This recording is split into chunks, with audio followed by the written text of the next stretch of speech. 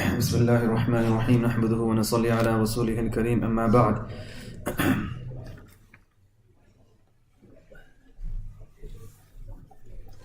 Previously, what we've talked about in the last few sessions was to do with regarding the hisab. So we covered the things that to do with the hisab, and also last session we also covered the mizan. So the mizan is the weight, is the scales where your most likely the scroll of deeds will be weighed on the day. And we mentioned regarding some descriptions of the mizan in some form. Who is the mizan for? When will it be placed? We covered this. And what actually gets weighed. So how many are there? Most likely just the one for each, for the whole of mankind, or it could be one for every person or one for every ummah. This is also a possibility as well. So we're going to go on to the next stage, and the next stage is to do with a hawd. Hawd means like a fountain or a pond. I'll use the word fountain. So hawd as the fountain, this is a source of water on the Day of Judgment. And this source of water will be the only source of water on the Day of Judgment. It'll be a very hot day, just like we mentioned how the sun comes very close. People will be sweating according to their sins. So we will be drowning, some will be drowning in their own sins, some will be up to their waist, some will be up to the knee, up to the ankles. According to their sins, it's so hot. So when a person is so really hot, he naturally looks for something which is to cool his thirst. So while he's sweating, the only source of water on that day will be the hawd of the Prophet sallallahu alaihi wasallam, or the prophets, which we'll come to later on. So it's like a water pool, and at the same time it has cups there as well. So you'll have cups there for people to use as well. So where does this water come from?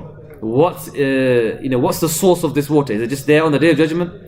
So some have mentioned that Kawthar, the word Kawthar is obviously a surah in the Quran, Inna a'tainaka al-Kawthar. But Kawthar is a river in Jannah. That's the river in Jannah. And the river in Jannah, the water which is there, it leads towards the hawd which is on the Day of Judgment. So Kawthar will be the river in Jannah, and the hawd will be where the ending of the water is basically, and is dripping through or coming through into the hawd which is on the Day of Judgment. That's the hawd and that's the Kawthar. These are the two separate things that we said, even though you can say it's one because one is leading to the other. In the Quran, it doesn't really mention the hawd. It mentions Kawthar, which is the river in Jannah, but the hawd is not mentioned. But the hadith mentions it a lot. And mutawatir meaning it's so famous, there's so many people narrating it, more than 50. Some have mentioned more than 50 narrations regarding the hawd and the fountain on the Day of Judgment. I'll mention a few today. Muslim Bukhari mentions this hadith. So he says that when Rasulullah sallallahu alaihi wasallam was praying towards the Muslims, I think this is at Badr or Uhud. So he went, so I think Uhud most likely, where he was going to the graveyard and praying for these people, and he came back. And then he says that when he came back, he says, I am a farat, the word is farat, for you on the Day of Judgment. So what is a farat? I'll come to. And the hawd, and meaning I will be there, and I am worried about, I will be there meeting the people, and I'm going to be meeting you on the hawd. So what is a farat? Farat is, there's no English equivalent, but farat is when you go, if you have a group of people, you send one person forth ahead to try and set up the venue, or to set up a place where you can stay the night, or to go there just to make everything go ahead, make sure everything is good for you, so when the rest of the group comes, then it's easier, it's welcoming for that person. So that is a farat. You can't call him a scout, because the scout will come back, but it's something like this. So Rasulullah sallallahu alaihi wasallam will be on the Day of Judgment, a farat will be there for you, and then he'll be welcoming you on the Day of Judgment in that manner at the hawd. He says, I'm not worried about people falling into shirk in this dunya. I'm not really worried about it, because the majority won't fall into shirk. But I'm worried about my ummah, that they will be competing with one another in the dunya. This is the hadith. I'm worried about people competing with the dunya things on the day in this dunya, and then that's what will cause them at the same time. Another hadith mentions here that I will be waiting for you at the fountain, at the hawd. Groups of people will be presented towards me. I will call out to these people to come, and they will be snatched away from me. They'll be snatched away from me. I'll argue with Allah subhanahu wa ta'ala, saying, these are my companions, these are my, from my ummah, these are my companions. So Rasulullah, then the angels will say that you don't know what they changed after you. Mentions here? So the angel was saying to Rasulullah, you don't know what they changed after you, what they abandoned after you, whether they abandoned the sunnah, whether they changed something of the deen, whether they done something. So these people will be snatched away from the Hawd. They will be going there, but then they'll be snatched away from the angels as well. And this is what Rasulullah sallallahu alaihi wasallam has to witness on the day as well. Another mashhur hadith mentions here that obviously how will Rasulullah sallallahu alaihi wasallam recognize us on the day of judgment? Through? Yeah, so bright faces and limbs will be shining bright because of the effects of wudu. So a person who does regular salah, regular wudu, then a person's with shining face, shining limbs, and then Rasulullah said, yeah, I see this person, he's from my ummah. He doesn't know your name, he doesn't know how you look, but he knows you got shining faces, that's my ummah. Come to me, inviting you towards the Hawd, the fountain. Muslim mentions another hadith that water, it said that regarding description of the actual water, the water is whiter than milk, is sweeter than honey, and there will be two mizab coming from Jannah. Mizab, you know what mizab means? Mizabi rahma, if I say mizabi rahma. No? Mizabi rahma is on the Kaaba, you'll find there's a small little gutter, what do you call it? Spout? I think a spout coming, and it comes down, and sometimes water comes down from there. That's called a mizab. So it's like a gutter or a funnel or a pipe or a spout coming from there. So there'll be two of them on the Hawd. So it's like coming out. It's like funnels coming out. So that will be there. One is made from gold and the other from silver, and the water will be coming from the Kawthar into the Hawd. So the Kawthar is from Jannah, and that will be spouts and then going into the Hawd in some sort of fashion like this. So that's the description of the water there.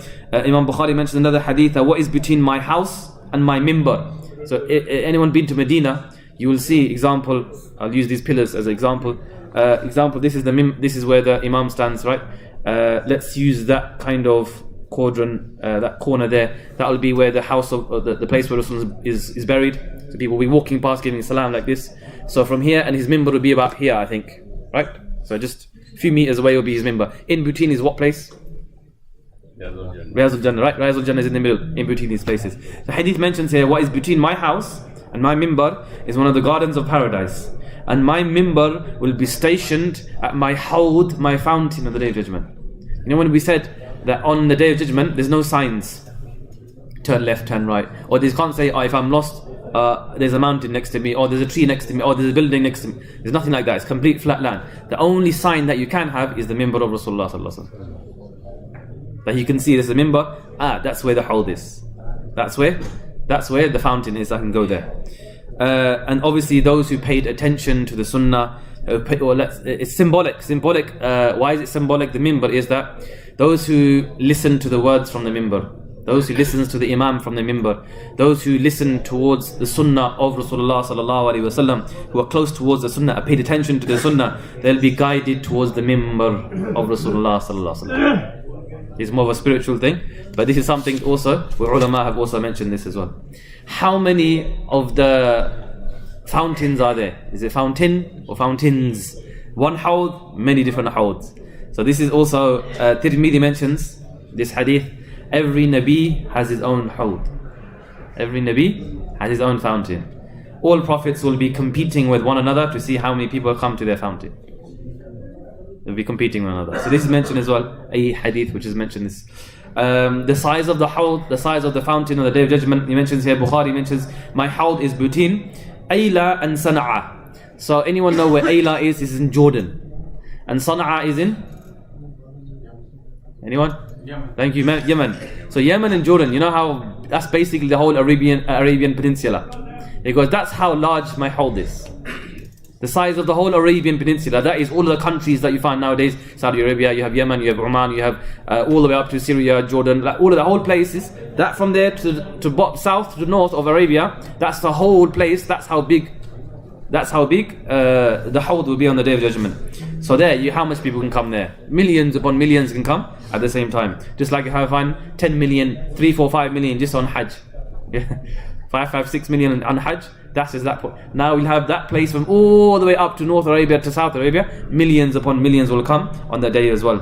The distance is 1 month's journey from one side to another, which is around that distance. What is the shape of the Hawd? In your mind, what will be the shape of the Hawd? Round. Huh? Round, right? Everyone thinks it's round. Everyone thinks it's round. So the hadith in Muslim mentions the sides of it are all equal. So what does that mean? What shape is that? It's a square. It's a square.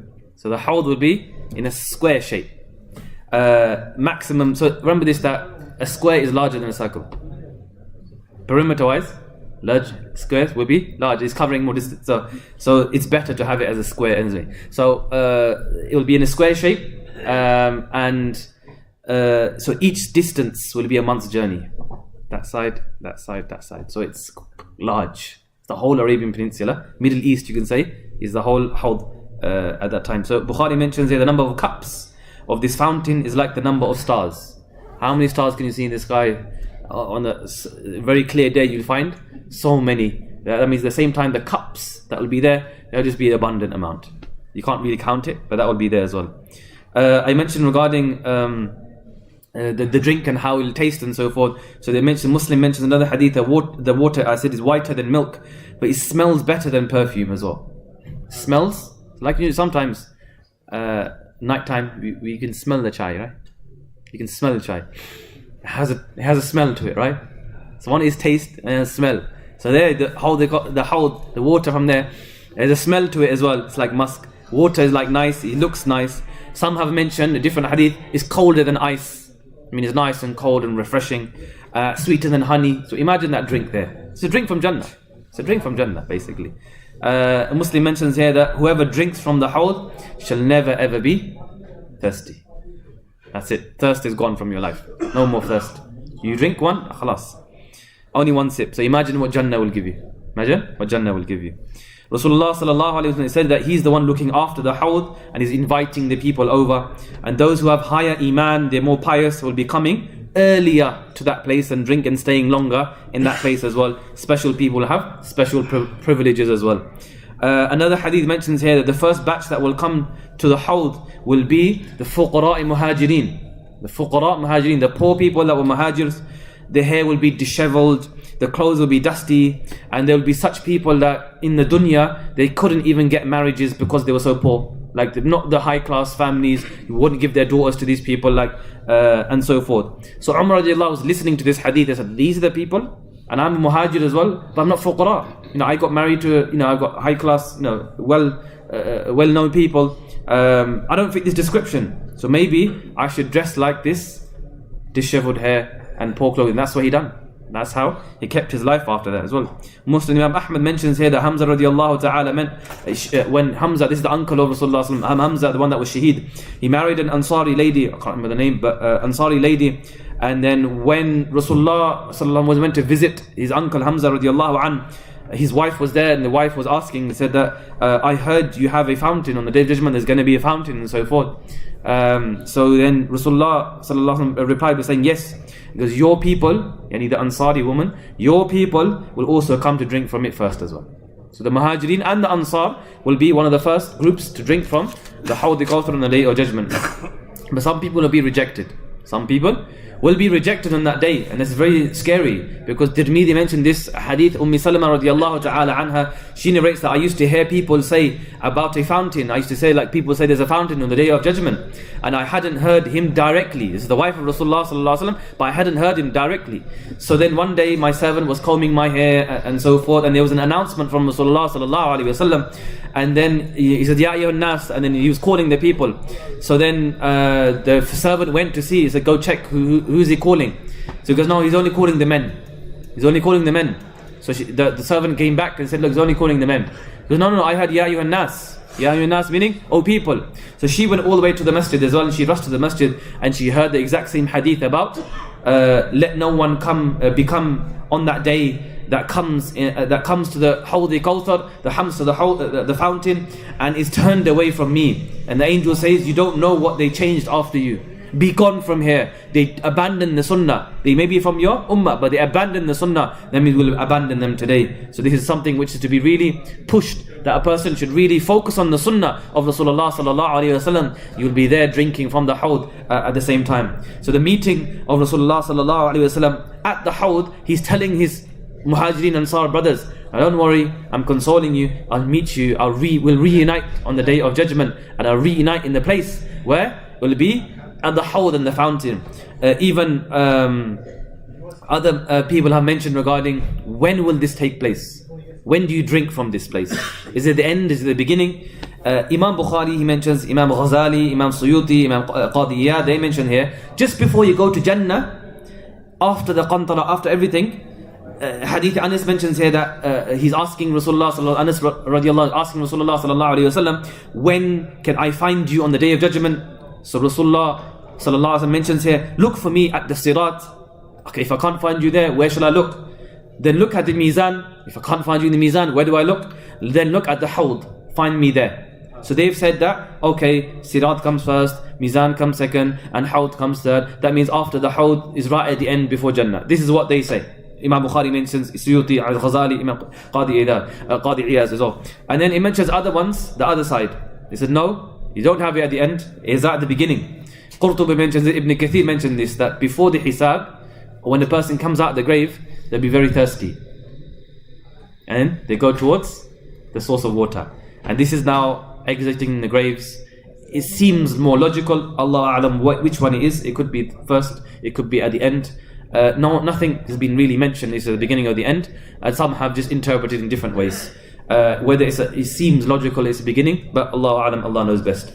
But this is now the Hawd, and this is what will happen on the Day of Judgment. But how will a person get there is because if a person wants to get there early, if a person wants to drink from it and have that and leave the thirst behind, is if a person is strong on his sunnah, a person pays attention to the sunnah, pays attention towards the mimbar and whatever's been said from the mimbar, and this is what a person should be attaining towards in Ramadan and outside Ramadan. We ask Allah subhanahu wa ta'ala to grant us the ability to act upon what's been said, grant us the sunnah of Rasulullah sallallahu inside of our lives, and grant us the ability to drink from the hawd next to Rasulullah sallallahu alaihi wasallam. We meet Rasulullah sallallahu alaihi wasallam in a good fashion, and he recognizes us through shining limbs, our shining faces and our shining limbs. On the Day of Judgment, we are recognized by Rasulullah sallallahu alaihi wasallam. We ask Allah subhanahu wa ta'ala for guidance, for protection from all the evils and the terrifying matters on the Day of Judgment. And we want an easy hisab, which Allah subhanahu wa ta'ala will give us and enter us into Jannah. In such a manner we is happy with us. Subhanallah bihamdi, subhanallah bihamdik. Nashhadu an la ilaha illa anta, nastaghfiruka wa natubu ilayk. Inshallah, if everyone can go towards the tent, inshallah, the food will be served soon, inshallah.